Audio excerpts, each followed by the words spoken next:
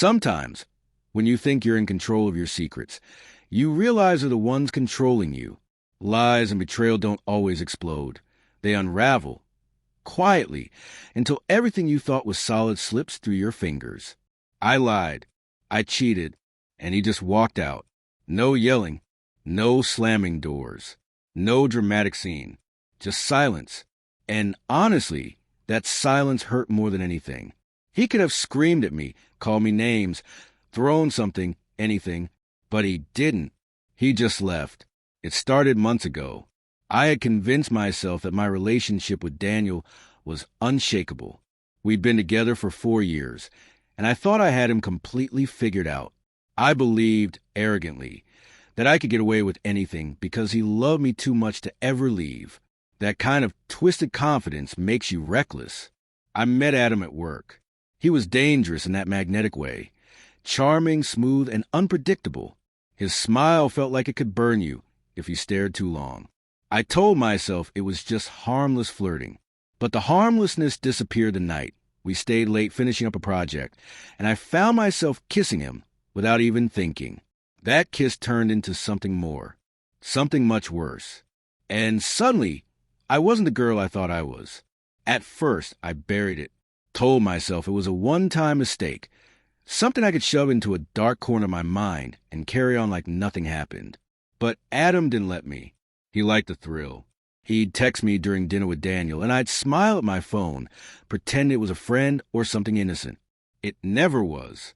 It was always something that made my heart race with a mix of guilt and excitement. Daniel trusted me completely. He was the kind of man who would hold my face in his hands and tell me I was his entire world. And every time he did, I felt like I was choking on the weight of my own deception. One night, he planned a surprise date, cooked dinner, lit candles, set the table like we were in some romantic movie. He looked at me like I was everything he ever wanted, and all I could think about was how I had been with Adam 2 nights before. I remember sitting there, fork in midair, thinking, how did I become this person? The breaking point came weeks later. Adam wanted more. He was tired of sneaking around, tired of being the other guy. In a moment of weakness, I gave him pieces of my life with Daniel. Details about our arguments, my doubts, my frustrations. I gave him the ammunition he needed to destroy everything. And one night he used it, not because I confessed. I didn't have that kind of courage, but because Adam sent Daniel a message. Screenshots. Photos I should have never taken. And one sentence I still hear in my head. You deserve to know who she really is. Daniel didn't scream when he saw them. He didn't cry. He didn't even raise his voice. He just looked at me, his eyes empty, cold, and crushed. Is it true? He asked. I nodded. That was all I could do. He walked to the bedroom, grabbed a duffel bag, and started packing. I followed him, begging, sobbing, apologizing, but he just shook his head. You lied.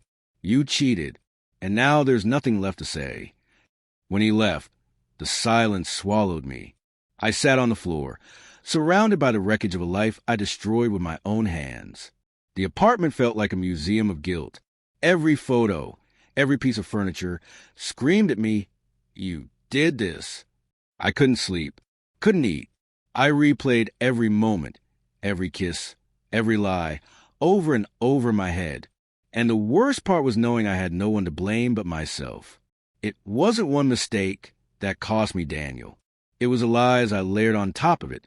The cover-ups, the secrets, the moments where I should have chosen honesty and didn't. I thought about calling him 100 times. But what would I say? I'm sorry fell hollow. He deserved more than that. He deserved someone who never would have betrayed him in the first place. Weeks passed. I heard from a friend that Daniel moved in with his brother. He wasn't dating, wasn't talking much, just existing. I wanted to reach out. I didn't. I was afraid of making things worse. The thing about cheating is that it's never just about the moment. It's about everything that comes after. Every lie, every cover-up. Every time you see someone you love, look at you like they don't recognize you anymore. It's about realizing too late that some things can't be fixed. I wish I had learned this lesson before it was too late, but I didn't. I learned it watching Daniel walk out of that door and knowing he wasn't coming back. And maybe I deserve that silence. Because sometimes the loudest consequences are the ones you can't hear. Some mistakes echo louder than words.